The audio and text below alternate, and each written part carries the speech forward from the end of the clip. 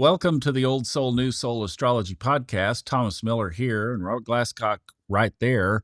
And Robert, I realized something that was kind of a uh-oh for myself because I do this daily podcast called Fun Astrology. Well, I realized something about what the Fun Astrology Podcast is going to look like for the next, about a year. And I'm realizing that that means that it's going to look like this for our lives for the next year. And let me show you specifically what my aha epiphany was, because this is just a chart based on when we're recording this in early May. But look here. Pluto, as we know, has moved into Aquarius. And now, as we're recording this, it's in retrograde, which it will be until October of 2025. So it's hovering 0 Aquarius. We also know that Saturn and Neptune are going to be hovering 0 Aries for the next year plus, about a quarter to a half. So that takes us into mid-2025 before they're not going to be around 0 Aries. We also know that Uranus this year will move into Gemini, and it's going to have a retrograde in there, so it's going to be not far from 0 Gemini. And Jupiter is moving toward 0 Cancer, and it will be in there later this year, and then it retrogrades, so it's not going to be far from Cancer, 0 degrees. So these are all very activated points. We know that, right? That's just Cookbook 101. But basically, we are going to have this right here, this little structure, and then I did remove squares off of this, but this Jupiter at 0 Cancer is going to be square to the 0 Aries planets. So we're going to have, I'll just put a square up there because that's the outline. I took them off just to have focus on these others. Now, you might be saying, well, but this is a kite. Yes, it is. And this leg of the kite that I just drew is going to disappear like within a week or so after we record this. So it will be gone. We're going to be left with this structure. Very powerful planets, very slow-moving planets. This is not going to go away. And I thought, why don't we talk a little bit about how we are going to individually navigate this? Because here's the thing. For the Fun Astrology Podcast, I'm going to have to look for this year at the sun and the moon.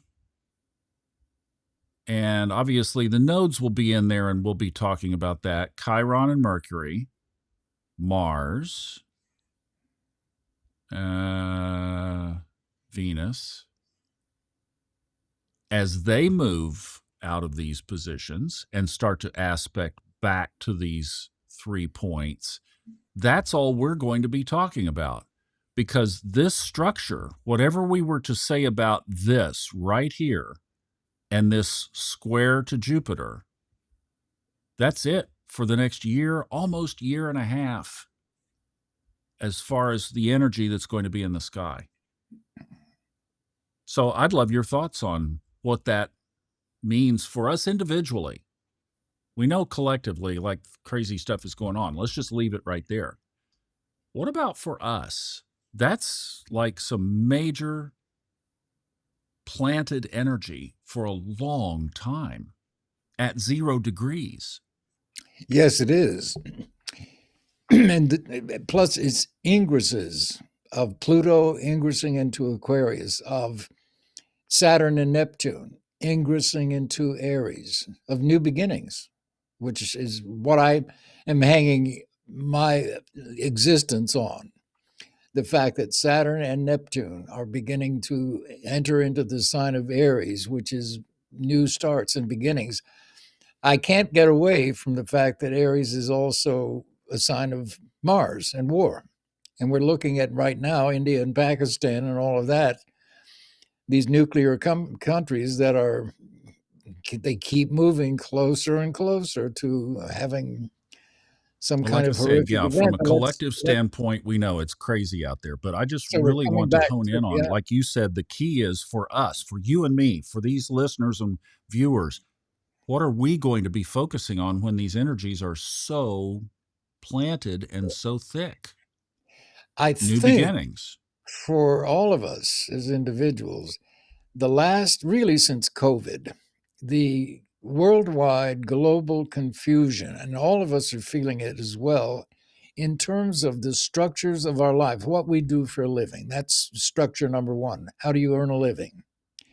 And all of us and especially over the past year and 3/4 or so, when Saturn has been in Pisces along with Neptune, all of us are still undergoing a transitional period from what we used to do and how we used to do it to what are we going to be doing and how are we going to do it. So we're all of us unconsciously, and those of us in astrology are doing it consciously, moving toward a new way of living, a new way of working. And this can literally mean new jobs for some people. For many of us, it can simply mean a new perspective on doing what we have done before. So, you and I, for example, Thomas, have been astrologers for a long time here, and we've been having a career that's expressed in various ways. Now we came together a couple of years ago, thanks to your instigation. And this partnership, this collaboration has taken my life, and I'm sure yours too, in a new direction, which when Saturn does go into Aries in February of 26, that's when we'll see the realization of the results of this transitional period we've been through. But in the meantime, it can be confusing for a lot of people, but everybody on Earth, because of this transit, Saturn and Neptune mainly, we're Mhm. all veering toward a major new start in our lives, including even sometimes where we live. And you've certainly lived through this more directly than, say, I have. But I'm dealing with clients all around the world who have lived in Rome or lived in Armenia, for example, places for a long time, who are now seriously thinking about relocating. So I'm getting a lot of requests for astrocartography. So everybody's life has been in a state of flux for the last couple of years, still is to some Yeah. extent, as we are trying to figure out what is our new professional identity or our new security identity, which is Saturn, about security and employment and structure and so on, along with Neptune, which is a double planet because it rules Pisces. But the big side of Neptune is inspiration and creativity and spirituality. And those are coming more and more to the fore. More and more people, and the world, in fact, is moving toward a more personal way of living off of one's, to put it, I started to say, living off of one's talents, following your bliss. More and more robots are beginning to replace jobs that have historically been secure jobs, so that Amazon, I'm just reading, is getting ready to replace a lot of its workforce in the warehouses with robots. They already have them to some degree, but this is coming even more so. And that's Well, not that's the all only this up field. here too, right? Yeah, I mean, that's we exactly are right. under the drumbeat of this, and that's exactly what it's Exactly going to right. be. And let's not forget that this is for a whopping 20 years that that's going to be Yeah, in yeah, that yeah. position. So, yeah, so that, So we're all going to be under robotics. that. Yeah, yeah, But exactly. the idea of finding a personally fulfilled, I mean, something that robots can't do. For example, robots can't do astrology. They can certainly churn out prefab astrology reports like anybody does. Today we can, because there are modules in everybody's program No, that they've can been print around for out a long prefab. time. Yeah. Yeah, But to really interpret a chart, it takes a human being. So and I'm glad I'm in this business. yeah, But the seriously. idea of a creative way of living, this is very much Neptune. Today, for example, you look at what used to be the entertainment industry. Well, it was really located certainly in the West, but really in the world. It was in Los Angeles and New York for a time. But now it's become so fragmented that anybody with an iPhone can make a movie and have done so. So that Atlanta now is an up and coming center of the I entertainment heard the industry. other day there's more production done in Georgia now than in California. Here you go. So even that has changed. But the idea there again, these are creative people. They're coming up with stories, projects. When I was coming up in that industry, there were only three networks. Today, there are what, 150 when you include, I mean, the big ones are Netflix and so on, but still, the fragmentation of that industry can be a very good thing. Well, It okay, and I mentioned this, but hang right there because that's, well, two things. First of all, Uranus moving into the sign of the industry, and as Jupiter moves out, I'm seeing this as that while all these changes are going on, which I see now, you correct me if I'm wrong, but I see because of the top of this kite that we're talking about positive changes in the end. But oh Jupiter yeah, moving into Cancer, which of course is ruled by the moon. So there's our subconscious, unconscious connection. So Neptune not only rules our intuition, but the moon does as well. So we're getting ready to have a whole year of additional internal inspiration and intuition heightened from Jupiter being in Cancer.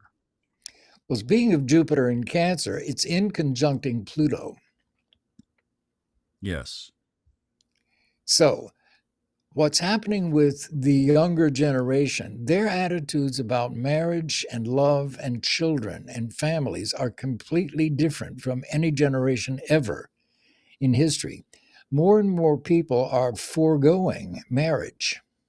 They don't need it and don't want it. More and more people are foregoing children. It doesn't mean they won't have them. They may have them later. But the idea of what constitutes a family, I read for people all the time now, of all ages, really. I just read for someone yesterday in her 60s who is living communally. So Mm-hmm. people are Yeah. redefining what is a family, what's the best environment in which to raise children. So, and this collectivity is part and parcel of Pluto's entry into Aquarius. So that Jupiter going into Cancer now and being in conjunct that Pluto is redefining what a family is and what it looks like. And I love Mm, it. It's very progressive yeah. in that way. It's threatening to the old traditional forms. But this is one of the big things I think that's really coming along. And second of all, I don't know if you've noticed, I have in my life, and a lot of clients and even friends of mine, their children and their grandchildren are what you say gender fluid. I can name, 26-year-old daughters and granddaughters who are now going by masculine names. They're not getting a sex change. Some are. There's, of course, transsexuals, but they're not doing that. But they're going by masculine names. They don't want to be identified as traditional gender roles like they used to. The same is going on with guys. So this is all to me very interesting because it completely redefines what is a family. Is it going to be based on bloodlines alone, or is it going to be based on mutual love and mutual interest and collectivity, which is where I think things are headed. Well, People if are, we if we no, just took if we took this top of the kite, so we have two sextiles and a trine, and let's again Pluto, Saturn and Neptune at Aries, as you mentioned, it's new beginnings. It's also conflict, and we have Noel Teal's planet of bzz, Uranus bzz, moving into the dual sign of Gemini. So you mentioned it's going to be two. It's going to be two of things. We're moving Pisces duality into Aries, and we're moving Uranus into Gemini. So more shakeup or more then factor in and distinguish the positiveness of this because it's incredibly positive astrologically. it can be. But you've hit the nail on the head. Is it going to be shake up or positive? And the answer is like anything else. We go back to look at World War II, which shook up the whole world. Many people, it's how you respond to the shaking up of what has been traditionally accepted. So as Mm, governments change and the world situation changes, it's your response as an individual to that, whether you go under or whether you find a creative solution to move into this new world, which it is becoming. We've got Pluto now in Aquarius until 2044. So the entire world situation is, and everything in it, governments and the way we live and where we live and what we do for a living and how we earn an income and what money is and what marriage is and what a family is, all of these things are being shaken up. And the younger generation is responding very positively to all that by finding new ways to live. In a way, you can look back at Mm, the hippies and the mhm. generation of love in the 60s. That was sort of the beginning of this, but that's baby steps compared to where we're going now. More Yeah, and more as you people are mentioned, carrying there's that. carrying this Mm, new way to live, and it's a much more individualized way of living. So people are becoming more consciously uh, accepting of who they are and what they want, even though it may be in conflict with what has gone before. They're finding positive and constructive and creative solutions to living a more communal and collective existence, which means learning how to live side by side with people with whom we disagree, but not to a deadly point, to a creative point where, okay, you think about this way, I think about it this way, and there's room for both. wow, this is so basically you kind of agree with me that the top of that kite is positive, but it's Yeah. up to us how we're going to respond to the Yeah. changes which are inevitable by that. And, in a nutshell, Thomas, I think the message of that is be true to thyself. Good. Good. In Excellent. the All face of right. all these changes, be true to yourself and you'll be okay. Thank you, Robert, and thank you for listening and watching.